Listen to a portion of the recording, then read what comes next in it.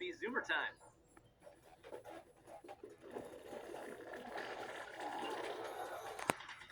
We're heading toward an iridescent Madagascar moth. Now the wing looks painted from here, but Zoomer knows there's a lot more going on than that, so let's zoom in a little closer. Oh, check it out. The wing is covered by layers of tiny folded flaps, and these fragile flaps actually help the moth to fly. And as we get a little closer, we see that each flap is covered with delicate ridges. Kind of look like potato chips. But I would not recommend munching on a mouthful of moth wings. Woohoo! Let's zoom way. Oh. You see those black spots? They are only 100 nanometers wide, and they're nothing but pockets of air. But they reflect light in surprising ways to create the moth's iridescent colors. Ooh. I know, buddy. You can't zoom any further. Let's head on back. Yo, Zoomer!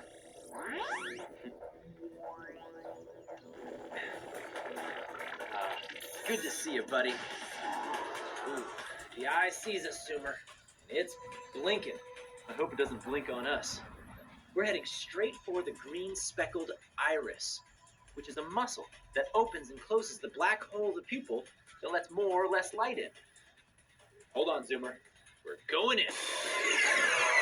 Oh, cool. It's like a bloodshot superhighway. This is the back of the eye, otherwise known as the retina. See that circle of light right there?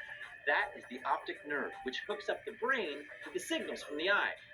Let's zoom in a little closer. Oh. Now we're magnified almost 1,500 times, and we see the retina as if one edge was cut.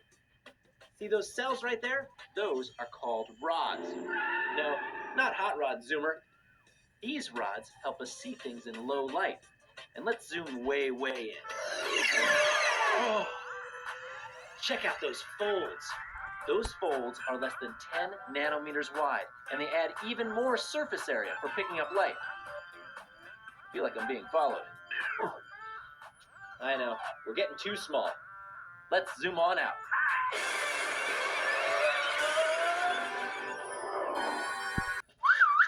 Taxi!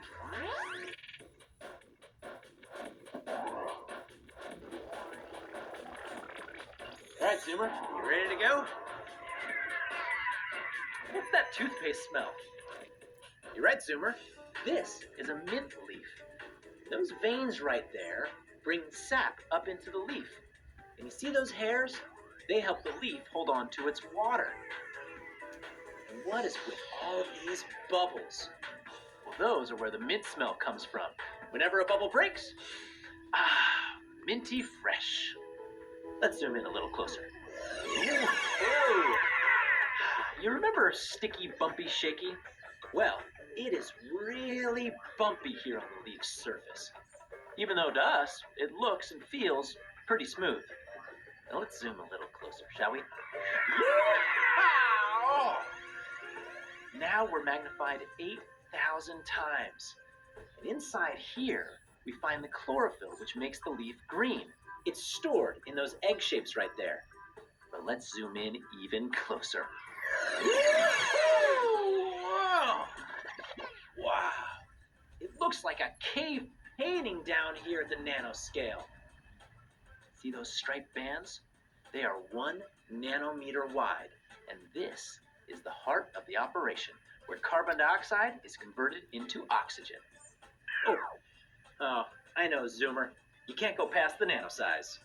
Let's get on out of here. Yeah! Watch out behind! Oh, Zoomer!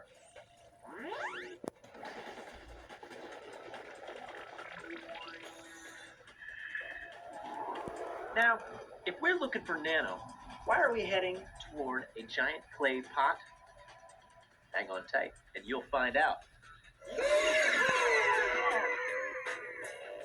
That smooth red clay is actually a tangle of tiny fibers. Magnified now 600 times, it actually looks more like tree bark than baked clay. Let's get a little closer. Oh, wow. Who would have thought there's nanostructure in here? You see, There are even more tiny fibers connecting all the particles, which make the pot strong enough to hold things like egg salad or your marble collection. Let's get even closer. Whoa! Oh, check out these light and dark layers.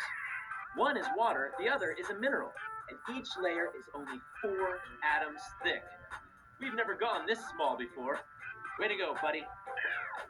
That's right, Zoomer. Well, we've survived the atomic scale. Time to zoom out.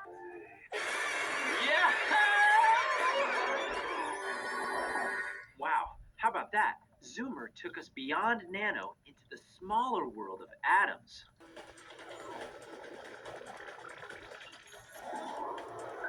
Oh no, Zoomer, you're not being replaced by a bike. We're just zooming into one. Check this out. This bike's handlebar support is made of a lightweight carbon fiber. Let's zoom in for a closer look, shall we? Its crisscrossing fibers make it strong and flexible. In each strand, there are thousands of separate carbon fibers. Looks kind of like a giant fistful of uncooked spaghetti, doesn't it? I know, Zoomer. Makes me hungry, too. Where each spaghetti-like strand is snapped, you can see the fiber ends. And those grooves along the side of the strands, those help the fibers stick together with a special kind of glue. Let's zoom in for a closer look. See that stripe that looks kind of like a river? That stripe is made up of layers of carbon atoms. And these dots over here, those are the same layers just seen from above. Looks like we're heading into a carbon beehive. And those fuzzy dots right there, those are individual carbon atoms. I know, Zoomer. Let's put it in reverse. Whoa!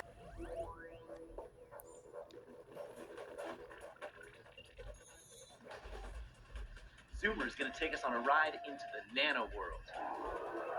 That right there is a human hand. And like most hands, it's covered in skin. We usually think of skin as being soft and smooth, but as we zoom in a little closer, we can see that the surface of the skin is a lot like the surface of Mars. Do you know that the skin is the largest organ in the human body? Whoa! Look at those big, round, glassy things. They look like marbles, but they're not. They're actually beads of sweat that come out of our pores. Whoa! And that is a human hair. That's about 100,000 nanometers thick. Whoa, that's a huge bead of sweat. Right now, things are being magnified thousands of times, and we can start to see the individual skin cells. But let's cruise a little deeper. I'm going to stick my Zoomer high beams on. See that in the high beams? Those are the layers of skin that keep our insides in and our outsides out. They're less than 100 nanometers thick. Oh, Zoomer can zoom no more. So hang on tight.